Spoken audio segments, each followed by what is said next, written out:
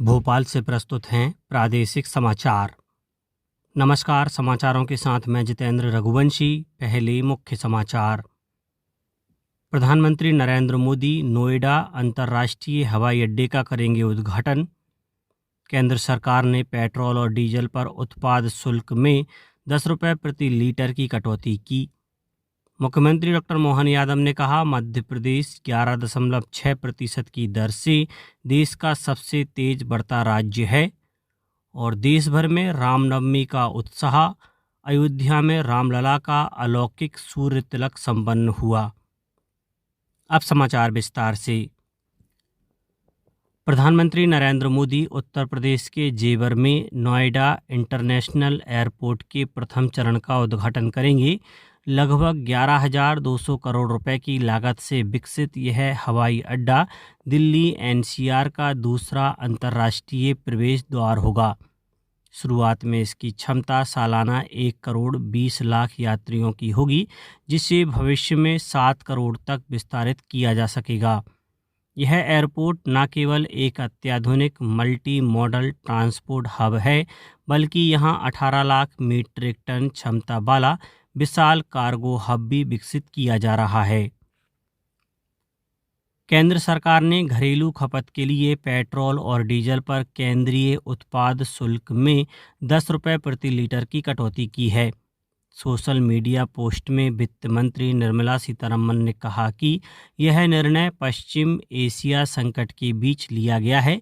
उन्होंने कहा कि डीजल के निर्यात पर 21 रुपये 50 पैसे प्रति लीटर और विमानन ईंधन पर 29 रुपये 50 पैसे प्रति लीटर शुल्क लगाया गया है। श्रीमती सीतारमण ने कहा कि प्रधानमंत्री नरेंद्र मोदी के नेतृत्व में सरकार ने हमेशा नागरिकों को आवश्यक वस्तुओं की आपूर्ति सुनिश्चित की है।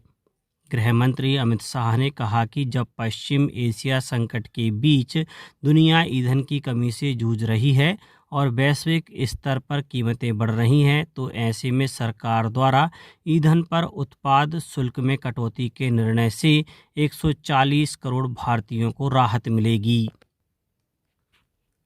मुख्यमंत्री डॉक्टर मोहन यादव ने नई दिल्ली में आयोजित एक राष्ट्रीय मीडिया समिट में मध्य प्रदेश की प्रगति का प्रभावी रोड मैप प्रस्तुत किया।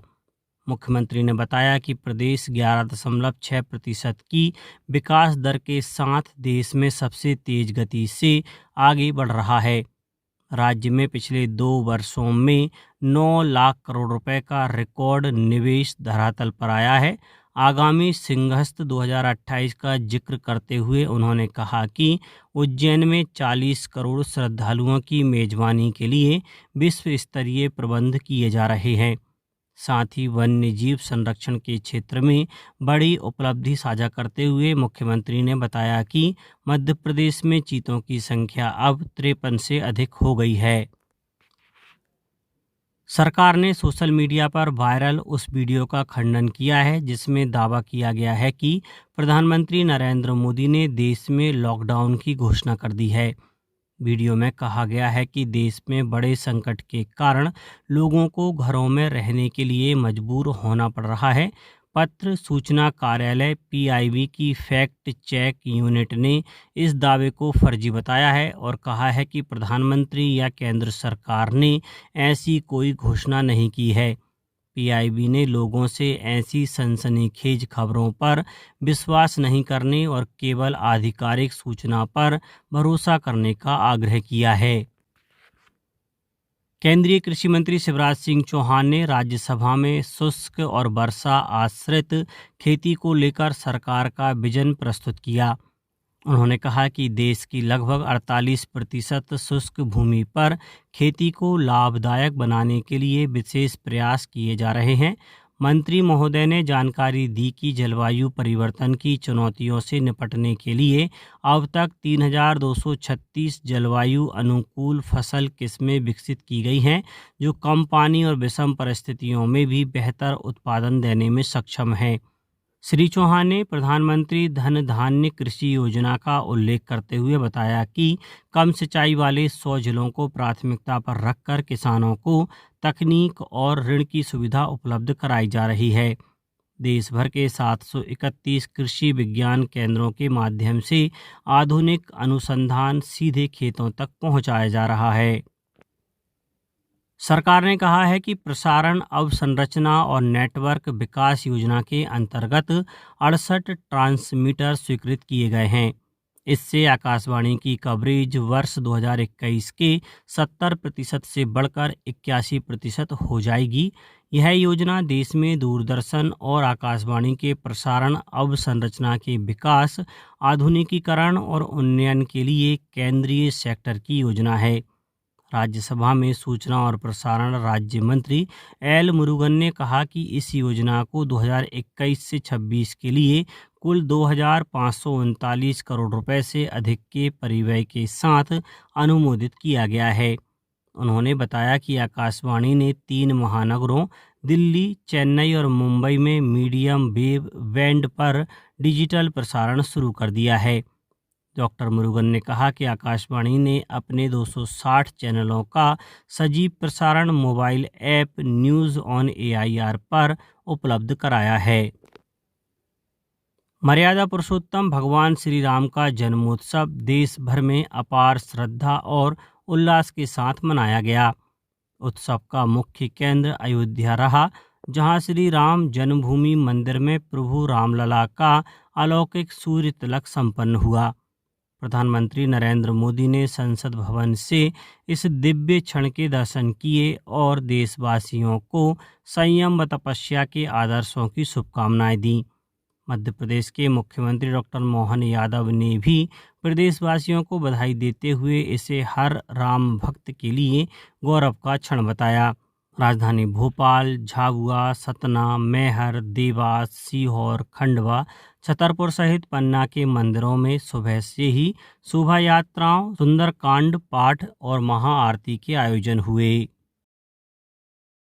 मुख्यमंत्री डॉक्टर मोहन यादव की पहल पर वाराणसी में आगामी 3 से 5 अप्रैल तक महानाट्य सम्राट विक्रमादित्य का मंचन किया जा रहा है।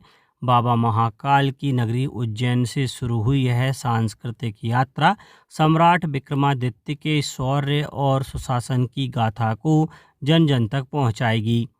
डिजिटल प्लेटफॉर्म पर 17 करोड़ से अधिक लोगों तक पहुंच बनाने वाला यह आयोजन भारतीय ज्ञान परंपरा और राष्ट्रीय एकता का एक नया अध्याय सिद्ध होगा। अब बात मौसम की। प्रदेश में एक बार फिर मौसम करवट लेने जा रहा है। पश्चिमी विक्षोभ के सक्रिय होने से प्रदेश के कई हिस्सों में आंधी और बारिश का दौर शुरू होगा। मौसम विभाग ने अगले 24 घंटों में ग्वालियर, भिंड और छतरपुर समेत 7 जिलों में 50 किलोमीटर प्रति घंटे की रफ्तार से हवाएं चलने का अलर्ट जारी किया है। भोपाल, इंदौर और उज्जैन में भी 30 मार्च तक हल्की बूंदाबांदी के आसार हैं। बीते 24 घंटों में नर्मदापुरम 41.6 डिग्री के साथ सबसे गर्म रहा, लेकिन अब बारिश से तापमान में गिरावट की उम्मीद है। अब कुछ समाचार संक्षेप में। देवास जिले को जल अभावग्रस्त क्षेत्र घोषित करते हुए सभी जल स्रोतों, बांध व नदी नहर और नाला, बंधान, नलकूप आदि से सिंचाई करना प्रतिबंधित किया गया है। विज्ञान शिक्षा को और अधिक समृद्ध करने के उद्देश्य से राष्ट्रीय तकनीकी शिक्षक संस्थान भोपाल में शिक्षकों का विशेष प्रशिक्षण आयोजित किया जा रहा है। केंद्रीय संस्कृत विश्वविद्यालय भोपाल में भगवान महावीर के सिद्धांतों के वैश्विक संदर्भ में उपयोगिता विषय पर 1 दिवसीय राष्ट्रीय संगोष्ठी का आयोजन किया गया। उमरिया में जलगंगा संवर्धन अभियान जल शक्ति से नव भक्ति कार्यक्रम के तहत कलेक्ट्रेट परिसर स्थित रजिस्ट्रार कार्यालय में जल मंदिर का शुभारंभ किया गया। अनूपपुर जिले के जैतहरी विकासखंड के ग्राम हर्री में मुख्यमंत्री दुधारू पशु प्रदाय योजना के अंतर्गत दुधारू पशु वितरण कार्यक्रम का आयोजन किया जाएगा। और सीहोर के बिल्किसगंज क्षेत्र के ग्राम रामखेड़ी में एक खेत में आग लगने से करीब 12 एकड़ गेहूं की फसल जलकर राख हो गई। अंत में मुख्य समाचार एक बार फिर। प्रधानमंत्री नरेंद्र मोदी नोएडा अंतर्राष्ट्रीय हवाई अड्डे का करेंगे उद्घाटन। केंद्र सरकार ने पेट्रोल और डीजल पर उत्पाद शुल्क में 10 रुपये प्रति लीटर की कटौती की। मुख्यमंत्री डॉक्टर मोहन यादव ने कहा, मध्य प्रदेश 11.6% की दर से देश का सबसे तेज बढ़ता राज्य है। और देश भर में रामनवमी का उत्साह, अयोध्या में रामलला का अलौकिक सूर्य तिलक संपन्न हुआ। आज के इस बुलेटिन में बस इतना ही। नमस्कार।